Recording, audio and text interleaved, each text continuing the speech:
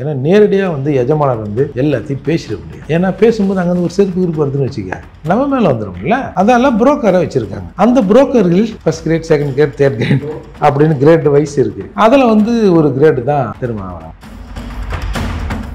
சரி, முதல்வர் பார்த்தா மனு கொடுத்துட்டல. இல்லைங்க அப்போ சொன்னால் அவர் காது சரியாக கேட்கல, அதால் அங்கே வந்து மைக் போட்டு கத்துறோம். என்ன சார் பெட்டிஷன் அங்கே கொடுத்தாச்சு, ஒரு 10 நாள் 5 நாள் வெயிட் பண்ணேன், அது பரிசீலனை பண்ணுறேன்னு சொல்லியிருக்காருன்னு வேற சொல்லிட்டீங்க. வெயிட் பண்ணுங்களேன், ஏன் உடனே வந்து ஆர்ப்பாட்டம்? அங்கே ஒரு குத்து இங்கே ஒரு குத்து, என்னது இது? உன்னை மதிக்கலையா? சரி, ஏய் நான் வரும்போது நீ வரும்போது நானே எழுச்சி நிற்கணும், நீ உட்காந்து பார்த்தா நானே உட்காரணும், போ நில்லு, மேலே ஏறி உட்காரு, ஸ்பீக்கராக உட்கார வச்சாங்கல்ல. அதை எப்படி நீ வந்து பார்ப்பனின்னு சொல்கிறேன்? சரி, நான் இப்படி சொல்கிறேன், வந்து ஜெயலலிதா ஆமாம் இது பார்ப்பாத்தி ஆட்சி தான், பார்ப்பன ஆட்சி தான் ஒரு தடவை சட்டமன்றத்தில் பேசினாங்க. கருணாநிதிக்கு ஒரு வாய்ப்பு வருது சட்டமன்றத்துக்கு, என்ன சொல்லியிருக்கணும் நீ? ஆம் இது பெரியாரின் ஆட்சி, சாதி ஒழிப்பு ஆட்சி அப்படிலாம் சொல்லணும். என்ன தெரியுமா சொன்னாரு? ஆமாம் இது சூத்திரர் ஆட்சி. இது எல்லாம் எங்கே வருது? எம்ஜிஆரை வந்து சார் ஈவன் சொல்ல போனால் எம்ஜிஆர் யாரும் மலையாளியாக கூட பார்த்தாங்க, மனித நேயம் மிக்கவர்களாக தான் பார்த்தாங்க. இவர்களுக்கு வந்துங்க திராவிடத்திற்கு ஒரு அடிமை, திராவிடத்துக்கு அடிமை என்பதை விட திமுகவுக்கு ஒரு அடிமையாக இருக்கணும்னு இவங்க, அதாவது இருக்கின்ற வரை இல்லை, இறக்கின்ற வரை நாங்கள் உங்களுக்கு அடிமைன்னு எழுதி கொடுத்துட்டாங்க. ஒரு எழுத்தும் ஒரு பேச்சும் சமூகத்தில் ஏதாவது ஒரு மாற்றத்தை உண்டு பண்ணும். சிரிக்கவும் வைக்கணும், சிந்திக்கவும் வைக்கணும். அந்த வேலையை இவங்க 2 பேர் திறம்பட செய்கிறாங்க. அவங்கள போய் கப்பி கொதறது. இப்போ நான் எப்படி கேட்குறேன், சட்டத்தை வந்து கையாளுறவங்க எது நியாயம் எது நீதின்னு பார்க்க வேண்டிய இடத்துல இருப்பவர்கள் அவர்களே போய் இப்படி நின்னா அப்புறம் சாதி எந்த அளவுக்கு மறைக்குது பாருங்க கண்ணை.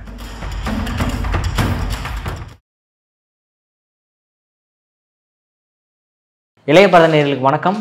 இன்னைக்கு நம்ம நேர்காணல நம்ம சிறப்பு விருந்தினர் புரட்சி தமிழகம் பரையர் பேரவைத் தலைவர் மற்றும் வழக்கறிஞர் ஏர்போர்ட் மூர்த்தி சார் அவர்கள் தான். சார் வணக்கம் சார். உங்கள் அண்ணனை பற்றி திருமாவளவனை பற்றி பார்ப்பேன் சார். இந்த பிரச்சனைகள்லாம் பண்ணும்போது நாம் மட்டும் ஏன் பிரச்சனை பண்ணக்கூடாதுன்னு திடீர்னு எம்ஜிஆர் அவர்கள் எதுக்கு சார் உள்ளே இழுத்தாரு? சரி, எம்ஜிஆர் இழுத்தாரு ஓகே, அதுவும் பார்ப்பனியத்தை திராவிட இயக்கத்தில் வந்து கொண்டு வந்ததே எம்ஜிஆர் அவர்கள் தான் அப்படின்னு சொல்கிறதுக்கு என்ன சார் காரணம்? சரி, அவர் சொல்லிட்டாருன்னு பார்த்தா வன்னியரசு அவர்கள் ஆமாம் எம்ஜிஆர் வரதுக்கு காரணமே பார்ப்பனியம் தான் அப்படின்ட்டு அவருமே சொல்கிறாரு சார். அப்போது ராமசாமிகிட்ட இருந்து அண்ணா வந்தார்ல, அதுக்கு பார்ப்பனர் தான் காரணமா? ஏன்னா ராமசாமி பார்ப்பன எதிர்ப்பு, அண்ணா ஒன்றே குலம் ஒருவனே தேவன். அப்போது அப்படி சொல்லலாமா? இப்போது அண்ணாதுரை கட்சி ஆரம்பிக்கிற போது திராவிடர் முன்னேற்ற கழகம்னு ஆரம்பிக்கலை, திராவிடர்னு போடல. திராவிடர்னா ஒரு குறிப்பிட்ட பேட்ச் ஆஃப் பீப்புளை தான் அது குறிக்கும். திராவிட அப்படின்னா அது அனைத்து மக்களுக்குமான அனைத்து தரப்புக்குமான இயக்கம் அப்படின்னு சொன்னார்ல. அப்போது அவரை வந்து பிராமணர்கள் தான் இயக்குனாங்க அப்படின்னு சொல்லலாமா?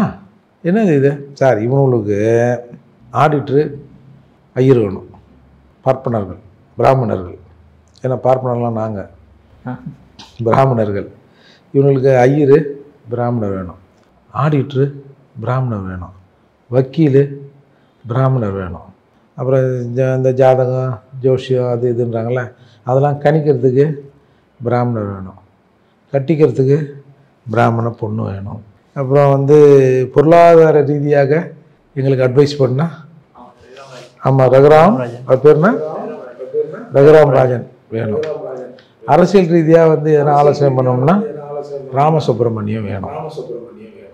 பிரசாந்த் கிஷோருங்களா வரேன்.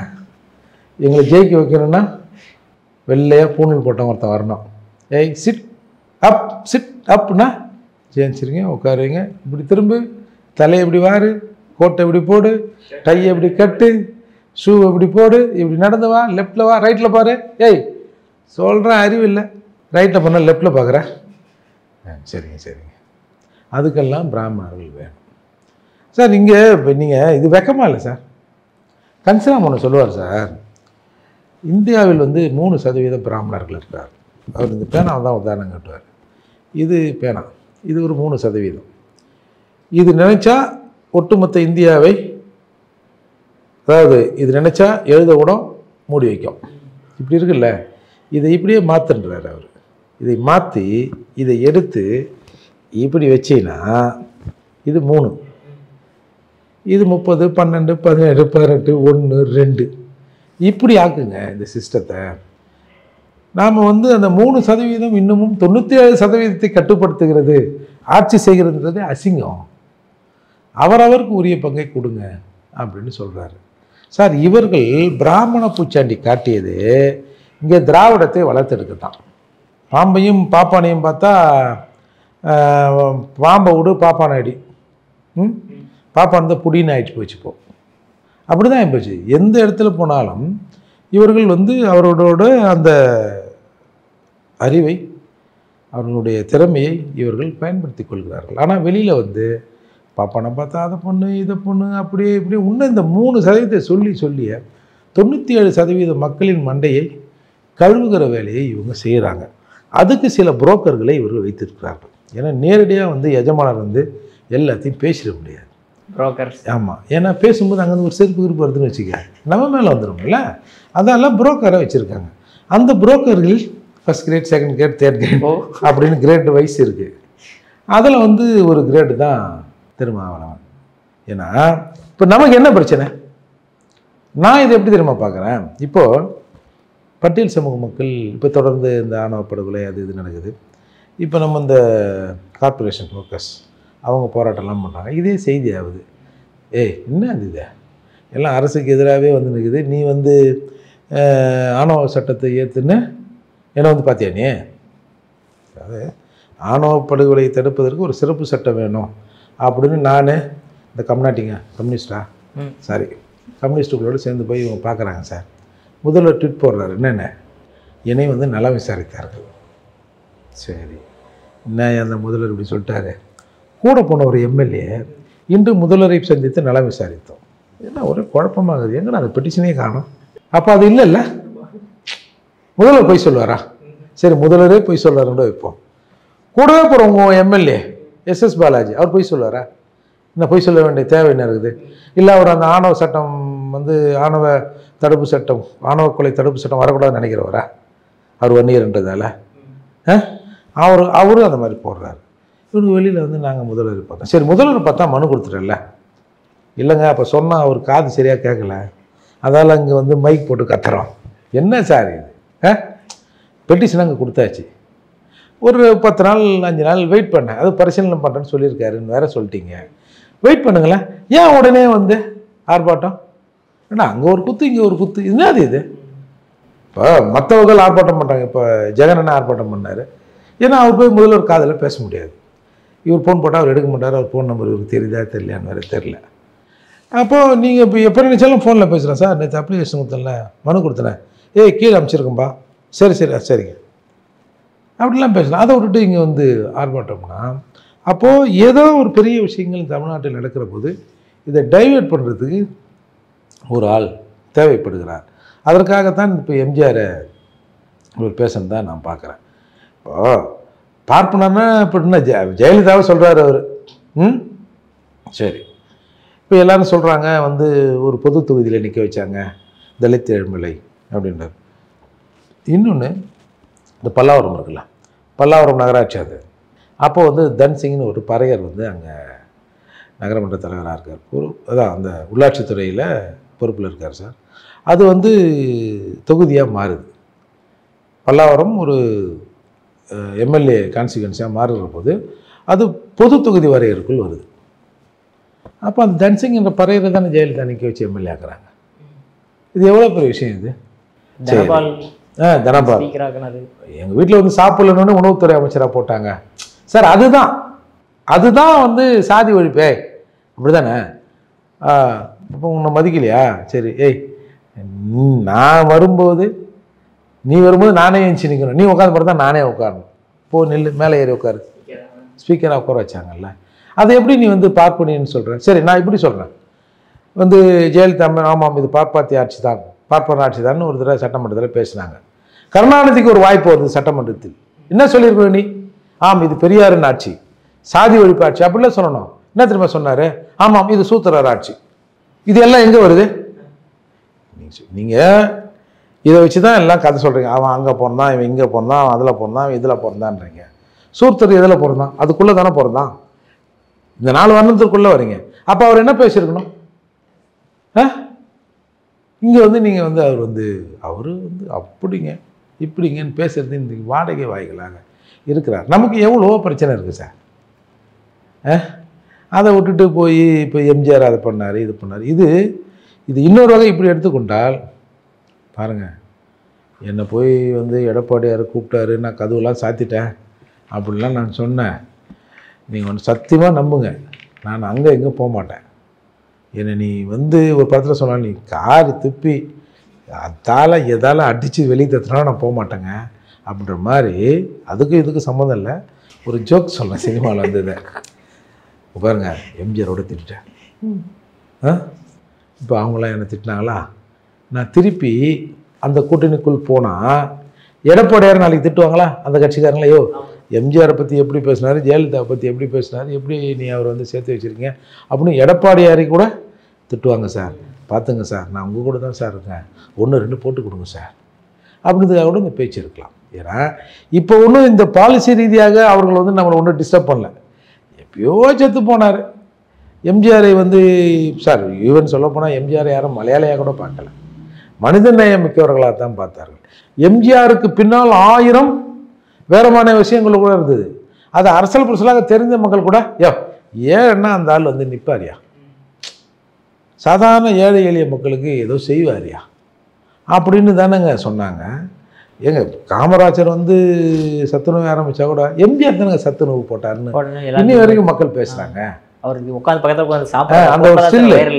ஆமாம், 2 குழந்தைங்க இருக்கும், நான் எம்ஜிஆர் உட்காந்து சாப்பிடுவார்ல. அதை பார்த்துட்டு ஸ்டாலின் அவர்களும் உட்காந்து ஏங்க அது ஏதோ டூப்ளிகேட்டாம அவரு இல்லையாம அது இப்போ வந்த வீடியோ சார். அது பழைய வீடியோ சொல்கிறது. இப்போ வந்து வீடியோவில் நாங்கள் என்ன ஒரு சைஸ் ஆகிறாருன்னு ஓட்டி விடுவார். பார்த்தா உண்மையிலுமே ஸ்டாலின் மாதிரி இருந்தார் சார். அதுவும் மாடல் தானா? அது கூட ஒரிஜினல் இல்லையா? எப்படி ஆட்சி வந்து திராவிட மாடல்னு சொல்கிறீங்களோ அது மாதிரி இதுவும் மாடல் தானா? இது இப்போ ஒரு 4 நாள் கழிச்சு வந்து இடம் இப்போ என்ன ஆகிட்டு போகுது? அப்போது இந்த மாதிரியான தகுட்டு தத்த வித்தைகள்லாம் நடக்கிற போது இந்த மாதிரியான கோமாளிகளை கூப்பிட்டு குறுக்கு நடுங்க விட்டு அந்த பக்கம் உன்னோட பார்வை திசை திருப்பு அப்படிங்கிற வேலை தான் சார் இது. ஆனால் சார், இப்போ அவர் சொல்லும்போது கூட ஒரு விஷயத்தை என்ன சொல்கிறாருன்னா, இந்த தமிழ் தேசியம் பேசுகிறவங்க சீமானை தான் சொல்கிறாரு சார், நல்லாவே தெரியுது. எத்தனையோ ஊழல் விஷயங்கள் இருந்தாலுமே கருணாநிதி அவர்களை மட்டும் ஏன் நீங்கள் டார்கெட் பண்ணி பேசுகிறீங்க? அந்த பக்கம் வந்து எம்ஜிஆரை பற்றி பேச மாட்டேறீங்க, ஜெயலலிதா பற்றி பேசுகிறீங்க, ஏன் ஒரு படி மேலேயே போய் சொல்கிறேன் அண்ணாவை பற்றியும் பேச மாட்டேன்றீங்கன்ற மாதிரி சொல்கிறாரு சார். இது சீமானை தான் அடித்து சொல்கிறான்னு தெரியுது. ஏன் சீமான் அவர்கள் வந்து ஜெயலலிதா அம்மையாரை பற்றியோ எம்ஜிஆரை பற்றியோ அண்ணா அவர்களை பற்றியோ அவங்க சின்ன விஷயங்கள் பண்ண இப்போ திராவிட கட்சிகள் பொதுவாக வெளியில் அதிமுக திமுக, ஏன் திராவிட கட்சியை அதிமுகவை திட்ட மாட்டுறீங்க, ஏன் கருணாநிதியை திட்டுறீங்க போய் கேட்குறாங்க. ஏங்க திராவிடன்னா என்னங்க? அது யாருன்னா படித்தவங்ககிட்ட கேளுங்க, எனக்கு என்னங்க தெரியும் அப்படின்னு எடப்பாடியார் சொல்லிட்டார். இப்போ அவரை போய் எடப்பாடி திராவிடா அப்படின்னு சொல்ல முடியுமா? அவர் சாதாரண இயல்பான விவசாயி மாதிரி, நமக்கு அதெல்லாம் தெரியாதுங்க அப்படின்னு போயிட்டார். அப்போ ஏன் நீ ஏடிஎம்கே விமர்சனம் பண்ணல, எடப்பாடியாரை விமர்சனம் பண்ணலன்னா அறிவுள்ள நினைக்கிற கேள்வி அது. திராவிடம் வந்து அழிஞ்சிடுன்னு நான் பார்க்குறேன், ஆனால் ஸ்டாலின் அவர்களை பார்க்குற போது அதை வந்து எனக்கு ஒரு தெம்பு வருதுன்னு வைக்க சொன்னார்ல. அப்போ நம்ம யாரை சொல்லணும்? சார் அது கருணாநிதியோடு திராவிடம் அழிந்து விடுன்னு பார்த்தோம். ஏதோ கொஞ்சம் கொஞ்சம் சுவிட்சிங் வந்து ஸ்டாலின் அவர்களோட நிற்கிது. உதயநிதி காலத்தில் அது நடக்கும்னு நான் நினைக்கிறேன். ஏன்னா பாவம் அவருக்கு இது எடப்பாடியாருன்னு வார்த்தை கேள்விப்பட்டிருப்பார், அவருக்கு அது வாய்ப்பு இல்லை. அதனால் ஏன் நீ அவர் கேட்கல இவ்வளோ கலை? எம்ஜிஆர் என்றைக்காவது திராவிடம்னு பேசுகிறாரு, ஏதோ ஒரு படத்தில் ஒரு பாட்டு எவனோ எழுதி கொடுத்தான் எவரோ வாயாச்சார், அவ்வளோதானே தவிர திராவிடத்தை யாரும் பெருசாக தூக்கி நிறுத்தலை. ஏன்னா திராவிடத்தை தூக்கிட்டதுக்கு முன்னால் எம்ஜிஆரையும் மலையாளின்ட்டான், ஜெயலலிதாவை அவ அந்த அம்மா கன்னடகாட்சி அப்படின்னு சொல்லிட்டானோ. ஆனால் கலைஞர் மட்டும் அவரும் தமிழர் முத்தமிழ் அறிஞர் அப்படின்னு இங்கே வந்து ஒரு பெரிய இமேஜை வளர்த்து விட்டாங்கல்ல. இப்போ அதுதானே சிக்கல். அப்படி அவர் தனக்கு தமிழர் என்று பெயர் வைத்து கொண்டதில் கூட நமக்கு பிரச்சனை இல்லை, எடுத்து போட்டுக்கா, என் வீட்டு சொக்கா தான் எடுத்து போட்டுக்கா. ஆனால் சைஸு சொக்காயை கொடுத்து எல்லாருக்கும் போட வச்சிட்டல, எங்களை எல்லாரும் திராவிடர் ஆக்கி விட்டல, அதுதானே சிக்கல். இப்போ என்னை போன்றவே நீங்கள் திராவிடத்திற்கு ஒரு வரையறை வைக்கிறீர்கள், 4, 5 பலாப்பற்ற மாதிரி ஏதோ ஒன்று வைக்கிறீங்கன்னு வச்சிங்களேன்.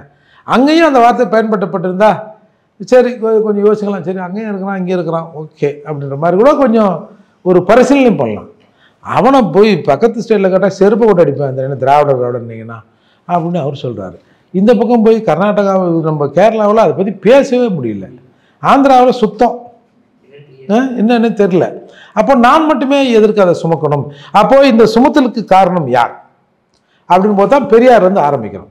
அண்ணா கூட பெருசாக இந்த திராவிடம் அது இதுன்னு என்னமோ கேட்டாராம், திராவிட நாடுனாரு. அப்பா வேணாம்பா விடுங்கப்பா, இப்போதைக்கு வேணாம்பா அப்படின்னு அப்புறம் அவர் கைவிட்டாருன்னு வச்சுங்களேன். அப்போது முழுக்க முழுக்க இந்த வேரை, இந்த விதையை விதைத்தது ராமசாமி. இதை பற்றி கொண்டு அதன் நிழலில் சொகுசாக இருந்தது கருணாநிதி. அதனால தான் 2 பேரும் அடிபடுறாங்க. அப்போ இதை வச்சே காலத்தை ஒட்டிலான்றவர் ஸ்டாலின் அவர்கள். அதனால் ஸ்டாலினை விமர்சனம் பண்ணுறாங்க. உனக்கு என்ன பிரச்சனை? நான் என்ன சொல்கிறேன் சார், திராவிடத்தை விமர்சிக்கிறார்கள்னா திராவிடர்கள் வந்து பேசட்டும் சார். ஒரு ஸ்டாலின் ஐயா பேசட்டும், உதயநிதி பேசட்டும், அவங்க வகையாக பேசட்டும். உனக்கு என்ன? நீ வந்து பணத்தை வாங்கி கொடுத்து எரிக்கிற ஆள். எங்கன்னா வந்து பாடி காத்துங்கன்னு தான் அங்கே போயிட்டு எம்பா வீழ்ந்த பிள்ளைகளை கணக்கில் எடுப்போம், விடுதலை பொருளை கடன் எடுப்போம், பாடி இங்கேயே இருந்தால் நாரிடம் எடுத்து வை அப்படின்னு செய்கிற ஆள். உனக்கு எதுக்கு இந்த வேலை? திராவிடத்து எதனா அழிஞ்சா அழிஞ்சும் போது வந்தும்போது நமக்கு என்ன? இப்போ வாங்க திருமாவளவன் திராவிடரை அப்படி நான் கூப்பிட்றாங்க. எழுச்சி தமிழர் திரும்ப எழுச்சி தமிழரா? ஒரு பொது தொகுதி கேட்க மாட்டேறேன். 2 பொது அலுவலகத்துமே ஒரு இடத்துல நிற்க வைக்கலாம்னா அப்போ நீ எல்லாம் பொது தொகுதிக்கு ஆசைப்படலாமான்னு வேற கேட்குறீங்க. கட்டு வீரனா கண்ணாடி வீரனான்றீங்க சார். இவருக்கு 35 வருஷம் கழிச்சு தான் இவர் வந்து கலைஞர் மீது வந்து ஏதோ ஒன்று நினச்சிருந்தாராம். இந்த வாய் தான் சொல்லிச்சு கலைஞர் தெலுங்கர்னு மேடைகளில். வந்து திராவிட கட்சிகள் சேரிக்கு எதிரானவை, அதிலும் திமுக சேரி நிரந்தர எதிரி, கருணாநிதியின் சாம்பலும் சேரிக்கு எதிராக இருக்குன்னு இந்த வாய் தான் சொல்லிச்சு. இப்போ சொல்கிறாரு நான் இப்போ தான் மாற்றிக்கினேன் சார். ஒரு காலத்தில் ஒரு மேடையில் வீரபாண்டிய கட்டபொம்மன் வழியிலே வந்த நாங்கள் அப்படின்னு பேசினார். இப்போ நாங்களாம் வீரபாண்டிய கட்டபொம்மனா? அப்போது கீழே இருந்தவர் வீரபாண்டிய கட்டபொம்மன் யார் தெரியுமா? அவர் தெலுங்கரியா? நீ ஏன் அவர் போய் பறையறு தமிழர்ன்ற என்ன தெரியுமா அது அப்படின்னு சொன்ன பிறகு இவர் மாற்றிக்கொண்டவர். அதெல்லாம் அடித்து விட்ட வேண்டித்தான். கை தட்டுறானா? இப்போலாம் பார்த்தீங்களா மேடையில் அவர் வந்ததுலேருந்து சாப்பிட்டதுலேருந்து எழுந்ததுலேருந்து ஒரு அரை மணி நேரம் பேசிட்டு அப்புறமா அது என்ன கோரிக்கைன்னு பார்த்து அதை ஒரு நிமிஷம் பேசிட்டு சார் ஒரு ஊர்வலம் விட்டாங்க சார், நம்ம கூட பேசணும் அந்த கோட்டை. சரி, அது எவ்வளவோ கிரிட்டிசைஸ் பண்ணாங்க மற்றவங்க எல்லாரும். அதில் போட்ட தீர்மானத்தை ஒரு ஊராக போய் சொன்னு வராராம். என்ன சார், இங்கே நாட்டில் எவ்வளோ பேர் செத்து கிடக்குறான் சார், எவ்வளோ பட்டியல் சமூக மக்களுக்கான எவ்வளவோ பிரச்சனைகள் இங்கே இருக்குது சார். அதெல்லாம் விட்டுட்டு அந்த தீர்மானத்தை எதுவுமே வாசிக்கிறாராம் ஒரு இடமா. அப்போது ஏதோ ஒன்று சொல்லுவாங்களா, வேலைத்தை வாங்க ஏதோ அப்படி சொல்லுவாங்களா, அதை சொன்னால் கூட எதனா பிரச்சனை வந்துடும் போல இருக்குது. எப்போ நம்மளை தான் பார்த்துன்னு இருப்பானுங்க போல இருக்குது. அதனால் இவர்களுக்கு வந்துங்க திராவிடத்திற்கு ஒரு அடிமை, திராவிடத்துக்கு அடிமை என்பதை விட திமுகவுக்கு ஒரு அடிமையாக இருக்கணும்னு இவங்க அதாவது இறக்கின்ற வரை நாங்கள் உங்களுக்கு அடிமைன்னு எழுதி கொடுத்துட்டாங்க. நாளைக்கே திமுக திராவிடம் இல்லை வேறு என்ன பேர் வைக்கலாம், திராவிடம் ஆரியம் மங்கோலியம்னா அது இல்லை, நாங்கள் மங்கோலியம் அப்படின்னு ஒரு சித்தாந்தத்தை கண்டுபிடிச்சான்னு வச்சுக்க, நாங்களெல்லாம் மங்கோலியம் அப்படின்னு பேசுகிறதுக்கும் எங்கள் அண்ணன் சார் அந்த நோட்ஸை மட்டும் கொடுங்க சார், நீங்கள் படிக்காதீங்க சார், நான் படித்து மனப்பாடம் பண்ணிக்கிறேன், நான் பார்த்துக்கிறேன் அப்படின்னு அவர் சொல்லுவார். என்ன பண்ணுறது, நம்ம அவருக்காக பிரார்த்திக்கலாம், வேறு ஒன்றும் செய்யறதுக்கு இல்லை.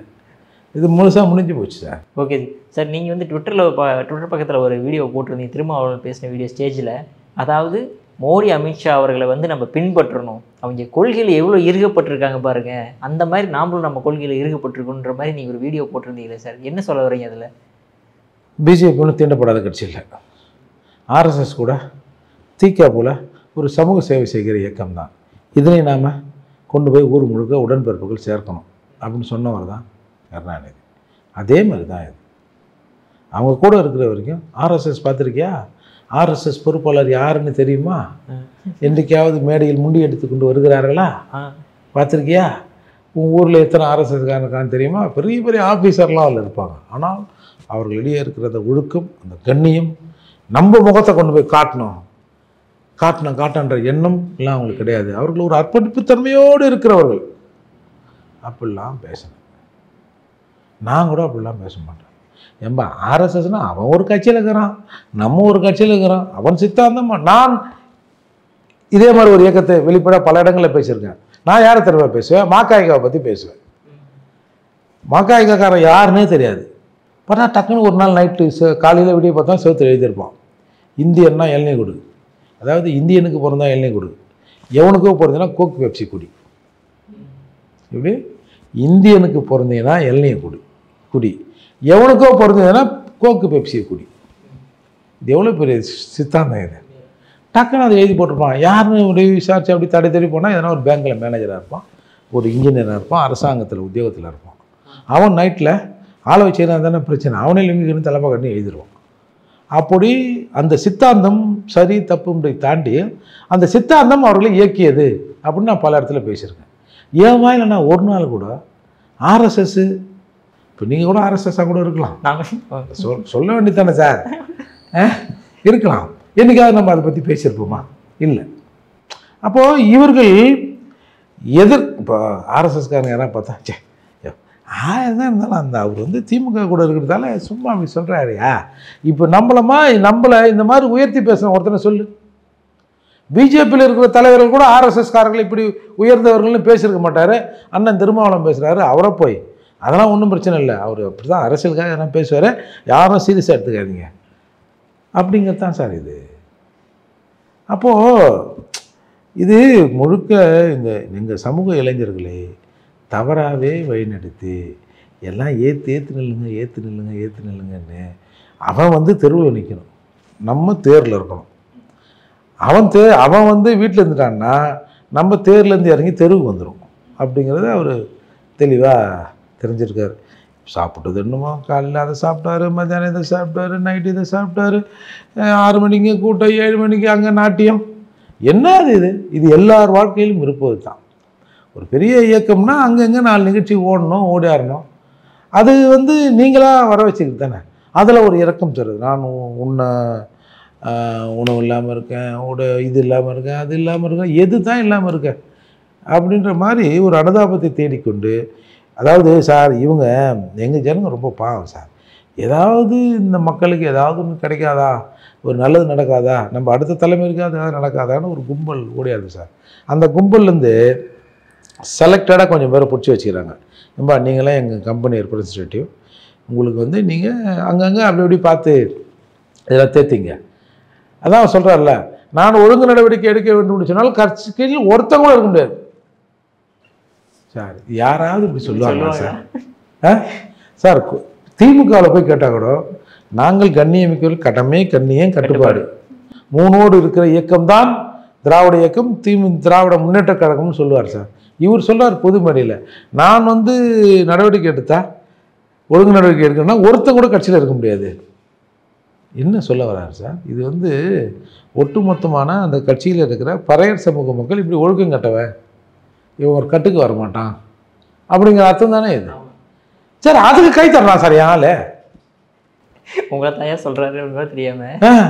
என் சகோதரன் பறையர்கள் அது கூட கை தட்டுறான். அங்கே இருக்கிற 2-3 பாய் மறுபடியும் சிரிக்கிறான், லூசு பயிலுவா என்ன சொல்கிறேன்னு தெரியாமல் அவர் ஏதோ குரலை உயர்த்தி பேசுனா தவறு கை தட்டுறான் பேர்.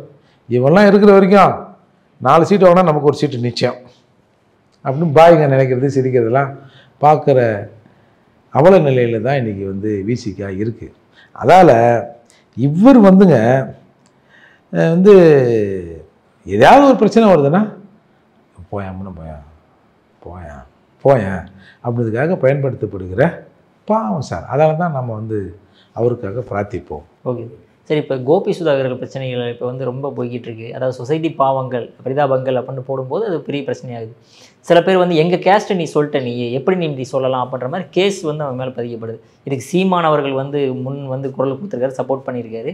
திருமாவளவன் அவர்களும் வந்து இதுக்கு சப்போர்ட் பண்ணியிருக்காரு சார். அது ஸோ அவங்க மேலே கேஸ் போடுறது சரியாக தவறா? இல்லை சார், அதாவதுங்க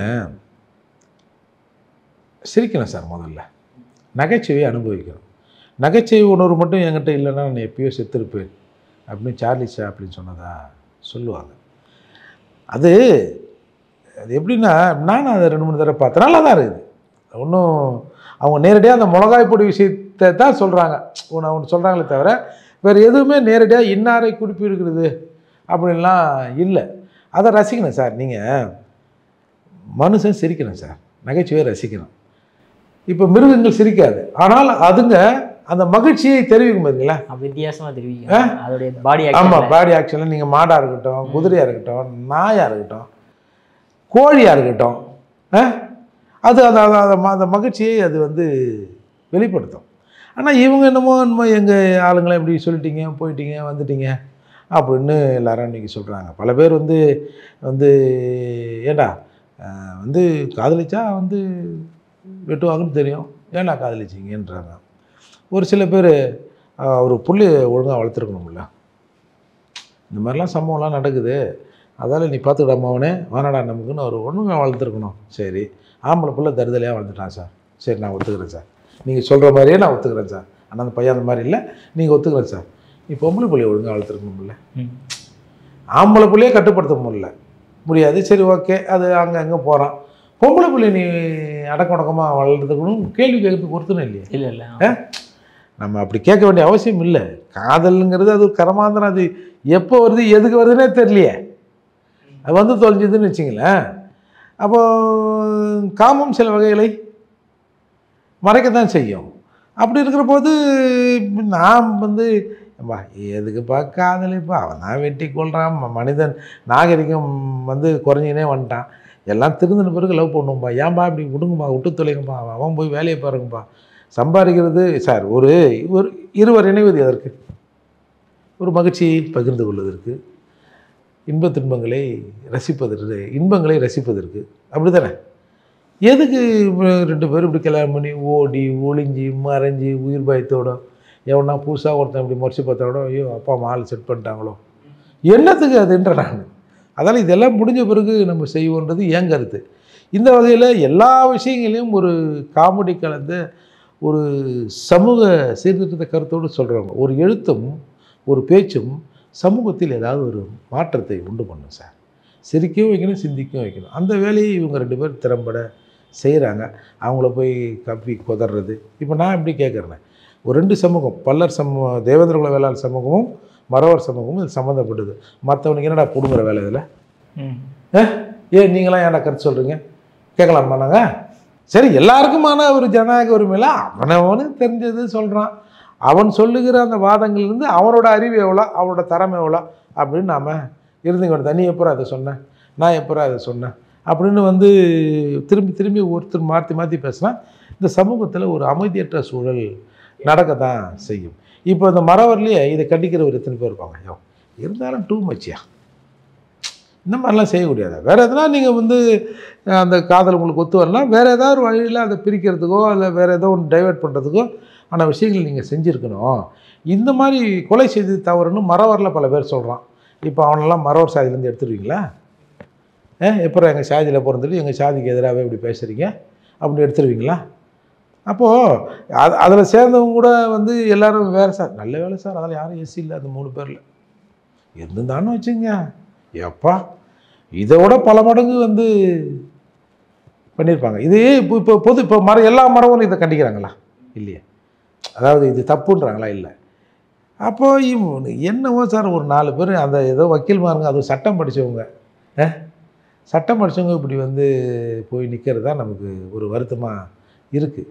ஒரு சட்டத்தை வந்து கையாளுறவங்க, எது நியாயம் எது நீதின்னு பார்க்க வேண்டிய இடத்துல இருப்பவர்கள், அவர்களே போய் இப்படி நின்னா அப்புறம் சாதி எந்த அளவுக்கு மறைக்குது பாருங்கள் கண்ணை, அப்படி தான் நாம் எடுத்துக்கணும். ஆனால் பெரும்பாலானவர்கள் அந்த கோபி சுதாகரை தூக்கி சப்போர்ட் பண்ணுறாங்க. ஏன் உங்காலும் கூட தான் நெய் பிரச்சனை இல்லை, இது இந்த திருப்பதி லட்டு பிரச்சனை அப்படியே ஆடினாங்க. அப்போது என்னவோ சார், மனிதன் நாளுக்கு நாள் இறுக்கமாகி கொண்டே வருகிறான். அவனுக்கு வந்து உள்ள சாதி மறையன்னு பார்த்தோம்னா சாதி அழுக்கு அப்படியே டாப்அப் ஆகினே வருது. அது வந்து ஒட்டுமொத்த சமூகத்திற்கும் இது நல்லதல்ல, ஒட்டுமொத்த சமூக மக்களின் வாழ்க்கைக்கும் இது ஏற்றதல்ல. எல்லாமே ஒரு பதட்டத்திலே அப்புறம் இருந்துக்கினே இருந்தால் எவன் தானா இந்த ஆண்டு அனுபவிக்கிறது இந்த வாழ்க்கையை? அதால் வந்து நாம் நமக்கான சப்போர்ட்டை அவருக்கு செலுத்தணும். அந்த வக்கீல் மாதிரி இதை கொஞ்சம் யோசித்து பார்க்கணும். இது ஒன்றும் அவ்வளோ பெரிய விஷயம் இல்லை. இப்போ அவன் வீடியோ எடுத்து போடுறான், அந்த வண்டி சம்மந்தப்பட்ட இதெல்லாம். ஆமாம் சார், ஒரு 4 பேர் சேர்ந்தா அப்படி இப்படி இருக்க தான் செய்யும். அது சட்டத்துக்கு உகந்ததா, சட்டத்துக்கு உட்பதாலாம் பார்க்க முடியாது. 4 பேர் நின்னா அப்படி கொஞ்சம் அத்துமீறி அதுக்கு தானே எவ்வளவோ டிப்ரெஷனில் இருக்கிறான், வரான், ஒரு 4 பேர் சேர்றான், அப்படி கொஞ்சம் அத்துமீறல் இருக்க தான் செய்யும். இப்போ நீங்கள் வேறு ஒரு நாளில் போய் இந்த மாதிரி ஒரு வண்டி எடுத்துன்னு ஆட்ட முடியுமா? அந்த அந்த சூழ்நிலையில் சரி அது ஒரு நாள் சரி எல்லாம் அவனை இப்படி தான் போகிறான், போலீஸுக்கு தெரியாதா தப்புன்னு, அதை விட்டு தொலைங்கப்பா, அந்த ஒரு நாள்ப்பா, மறுநாள் இப்படி பண்ணிட்டு வரா அப்படின்னு அவங்களும் ஒரு அட்ஜஸ்ட்மெண்ட்டில் தானே போகிறாங்க. அப்படி இருக்கிறப்போ இந்த மாதிரி விஷயங்களே கேஷுவலாக கடந்து போகணும். அது எப்போ தான் இவங்க மாற போகிறாங்களான்னு தெரியல.